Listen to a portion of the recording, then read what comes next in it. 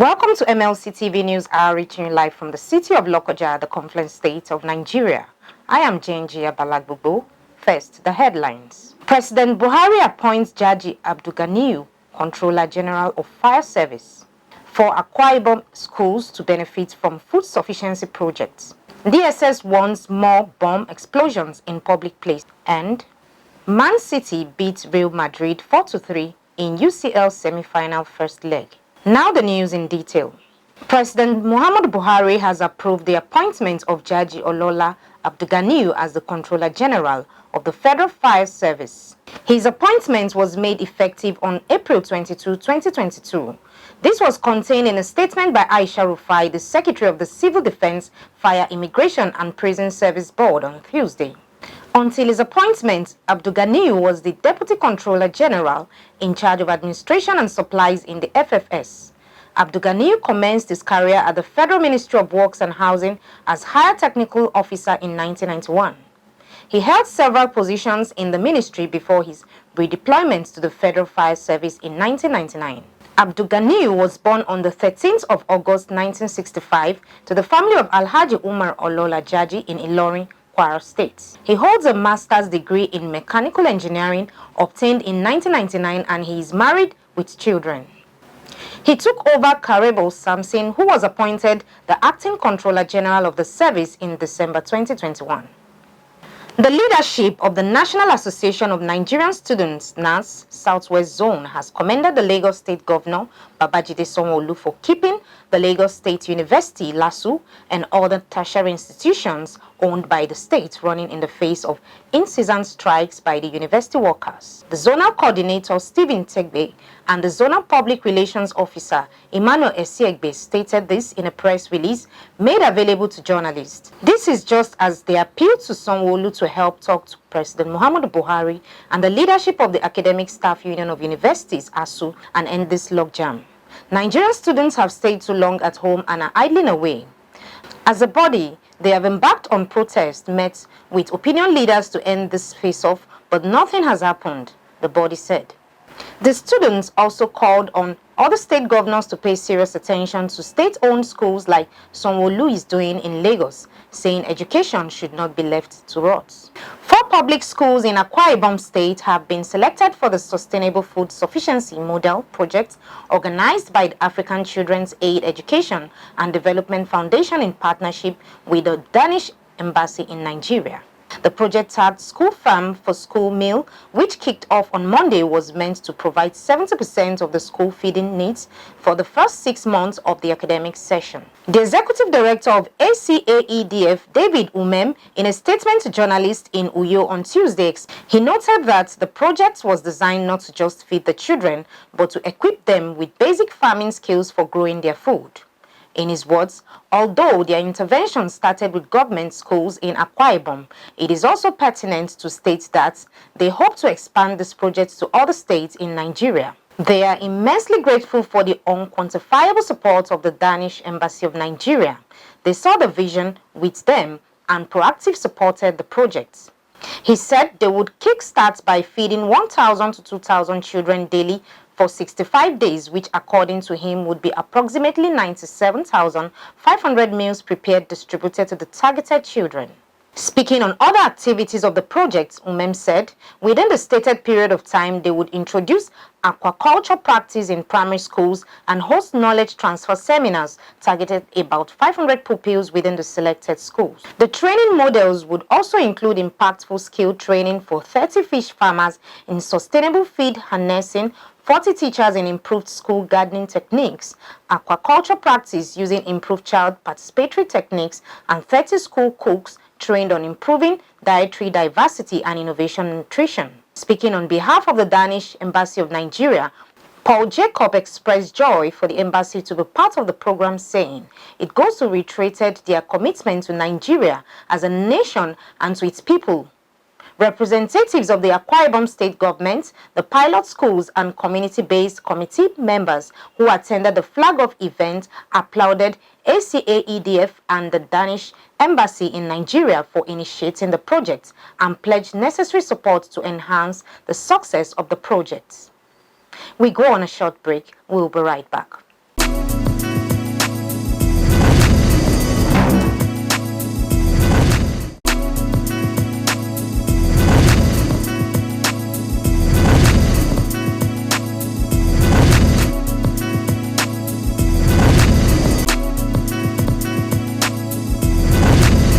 Welcome back. Now on politics. UIB. Governor Yaya Bello, a man of many parts. GYB, a great tenacious leader. You are a leader, a natural leader, a governor of a state, and the state has been very peaceful thanks to your efforts, thanks to your tenacity. Whenever you blow that trumpet, the whole country must hear you. Because the demography of this country supports you so greatly. The pride of the nation. You've been a pride to the youth of this country. You've been a pride to our party, the APC. I want to say that His Excellency the Governor is the shield of the APC in Nigeria and beyond. And if you don't mind, I would prefer to call him Sarkin Yakin APC in Nigeria.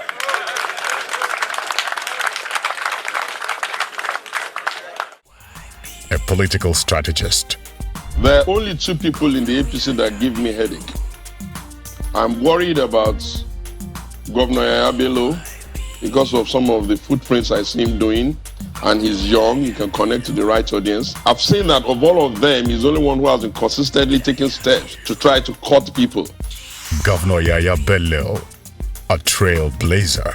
Let the other governors go to Kogi and study. They have a Northern Governors Forum. Yeah, they do. Let them meet and ask themselves, how has this young man, who happens to be about the youngest of the governors running the second term, how has he succeeded? That is what they are not doing. Unity and peace advocate. We have succeeded in uniting the people, the more.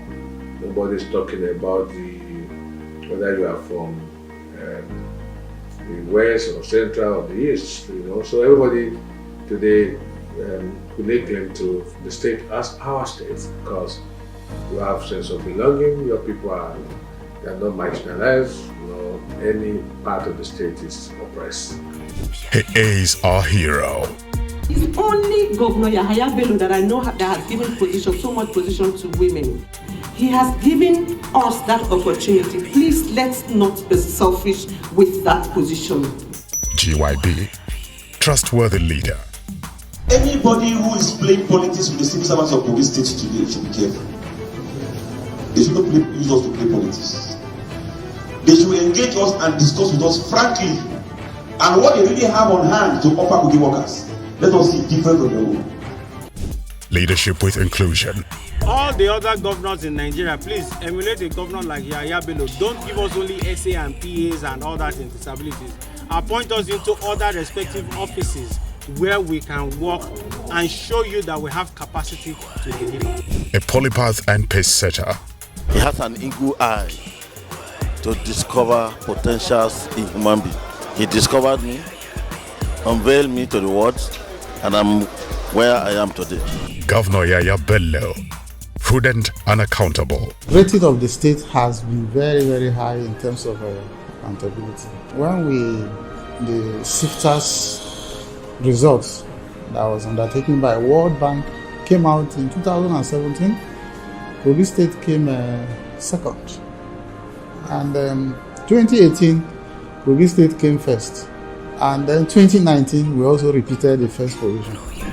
Inclusive leadership.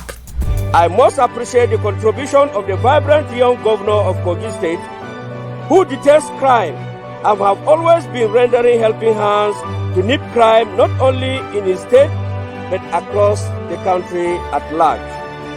I doff my hat for Governor Yaya Bello, the support the special forces have been receiving from him. If all governors could emulate, in terms of providing strategic information, I think the peace we have been yearning for will soon be close to us. Arawani, Yaya Bello, Arawani, Babane, Arawani, Kelajo Maluba, Kelajo Maluba, This is who Governor Yaya Bello is. This message is brought to you by Friends of GYB. The Independent National Electoral Commission in Abuja called on electoral offenders to have a rethink during the 2023 general election because their days were already numbered. The Commission also expressed optimism that the spate of electoral offences, irregularities and violence will be brought to a halt after the enactment of the bill on the establishment of Electoral Offences Tribunal. The chairman of INEC, Mahmoud Yakubu, represented by the Head Litigation and Prosecution Department, Al-Hassan Umar, stated this during a roundtable discussion on electoral offences in Nigeria, ensuring documentation and effective prosecution organized by the Electoral Hub. The director of TEH, Ms. Princess Harman Obels, said that the roundtable was organized because it was important to address the issues of election malpractices and irregularities. She said that one of the key issues around elections was electoral impunity, electoral offences, and the fact that people commit offences and seem to get away with it because of their status. In 2023, INEC is very well ready for electoral offenders because it is a power that is conferred on it, and it will continue to do its utmost to ensure that it discharges its statutory responsibility in this regard. A former chairman of INEC who midwifed the 2015 elections, Professor Taher Ojega, said that although the bar in terms of the conduct of election in Nigeria had been raised, there was need to keep on adding value to the integrity of elections in Nigeria. Jega said that the new Electoral Law 2022 has precipitated a remarkably improved legal framework for improving the integrity of elections moving forward. He said, if they can have an Electoral Offences Commission that can focus in terms of addressing the issues like ICPC or EFCC that have investigative and prosecutorial powers, it should be able to address that issue of impunity, which undermines electronic integrity. Jega added that the roundtable came at the right time when the new legal framework went a step further than any of the Electoral Act in the past. The former INEC chairman said that historically, electoral offences in the country could be categorized into three broad categories: pre-elections offences, election day offences, and post-election day offences. He said there are so many categories of these offences, but he thinks this is peculiar in Nigeria compared with other countries is what aggregates the impunity with which these offences are committed. Now on crime. The Department of State Services, DSS, has alerted the nation of renewed plots by malevolent elements to create more chaos in the country using improvised explosive devices, IEDs, to bomb public places in the country, including places of worship. Spokesman for the DSS, Dr. Peter Afunanya, said in a statement that the evil men were plotting to return Nigeria to the pre-2015 era when they bombed both soft and hard targets, particularly worship and relaxation centers. The DSS pointed out that though the attacks had already been carried out in some parts of the country, the service had uncovered a plot by the suspected criminal gangs to forge an alliance among themselves, with a view to launching further attacks on critical infrastructure and other frequented public places like worship and relaxation centers, especially during and after the holidays and festive celebrations. According to the secret police, the objective of the planned attacks is to achieve some self-serving interest as well as cause fear among the citizenry. The DSS stated following these patrons, owners and managers of aforementioned public places advised to be wary of this development and implement basic security measures to deter the threats. The agency made it clear that it had taken note of the evil plots and had asked the citizens to go about their lawful businesses while sharing useful information on the activities of criminals at their disposal with security and law enforcement agencies. It will be recalled that gunmen had in the last 1 week bombed some cities in the country, especially in the northeast where Boko Haram is holding sway, and the north central. 2 such attacks were executed twice in Taraba State in the north central between last week and this week. In the first bomb attack on Iware International Cattle Market in Ado, Kola local government area of Taraba State last week, no fewer than 6 persons died in the blast, while over 30 others sustained injuries. The police in Rivers State have arrested one Promise Dogo who specialized in swapping automated teller machines of unsuspecting individuals and stealing money from their accounts in Port Harcourt and its environs. The state acting police spokesman, Grace Enrique-Koko, disclosed this in a statement made available to journalists in Port Harcourt. Enrique-Koko stated Dogo 23 ran out of luck when on April 22, 2022, he successfully swapped the ATM card of a victim at an ATM gallery in Artillery, Port Harcourt. He withdrew 640,000 naira, leaving the victim with nothing in his account. The frustrated victim reported the matter to the police command, who promptly got into action and arrested the culprit. He is currently helping the police in investigation and shall soon appear in court. The Commissioner of Police, Eboka Friday, admonishes the good people of Rivers State to be wary of strangers at ATM galleries and desist from seeking their assistance. Let's join Jonah Malik for the sport update.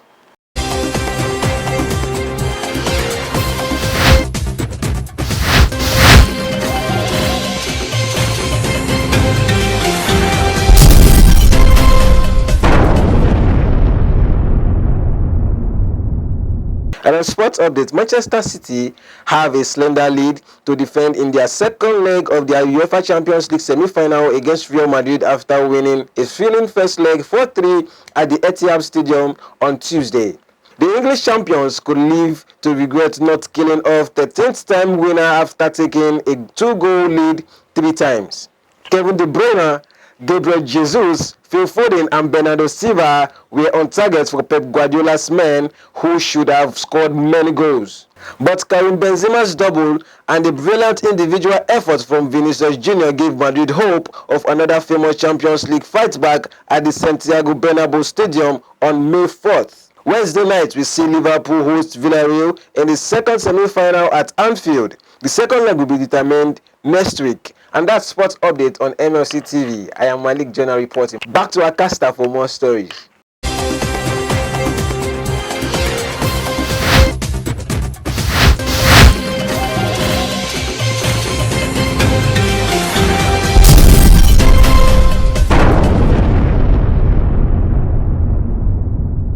Thank you, Jonah, for the sports news update. Over to Matthias Aldeji Peters for the entertainment news.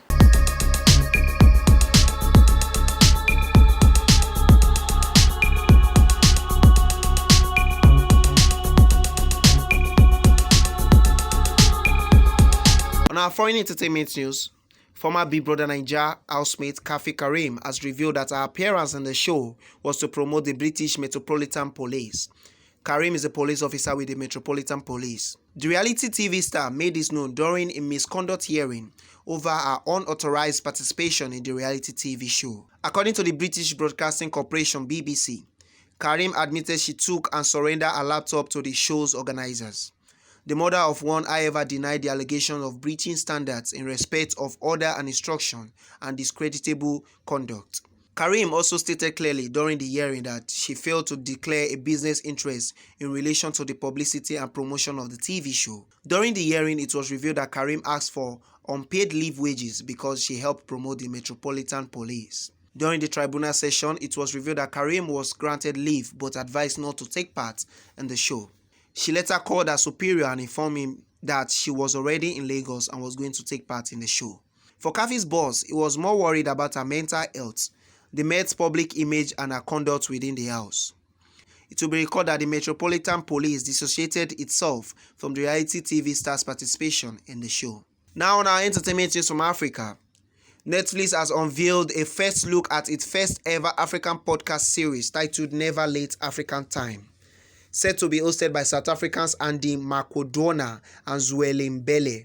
The podcast promises no holds-barred conversations with Africa's foremost talents, talking all things industry as the performers share their personal stories in and away from the limelight. The official statement revealed. Some of the talents set to sit on the round table include the award-winning Kenya actress Catherine Kamau Karaja, popularly known as Kate Actress, Nigeria's actress and media personality Nasi Sime, filmmaker Kemi Adetiba, and South Africa's iconic thespian Israel Mosekezulu, amongst others veterans, young actors, directors, and producers. The podcast will launch on May 4th on Africa-owned Netflix YouTube page, Spotify, and Apple, with 5 episodes released weekly. And that is all on entertainment news today. My name is Matthias Aldeji Peter reporting for MLC TV. Back to Akasta for more stories.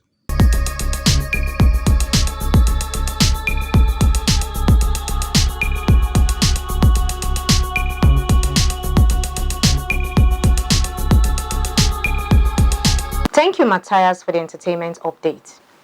And that is the size of our package today. Join us tomorrow at this same hour to watch our news as we give you updates on happenings within and across the globe. Don't forget to subscribe to our YouTube channel, Malachi TV, like and follow our Facebook page, MLC TV, Instagram, MLC TV 2021, and Twitter at MLC TV1. For your events, coverage, information, contribution, advert, and sponsorship, please call any of the numbers displayed on your screen. Join us Fridays and Saturdays to watch our special programs. Fridays 9 p.m. Local Government and You, Saturdays 7 p.m. Family Affairs, Saturday 9 p.m. Political Arena, and Sunday 6 p.m. Women's World. It is Malachi TV, reaching everywhere, informing everyone. I am JNG Abalagbubu. Please continue to be your brother's keeper to build a united and peaceful society together.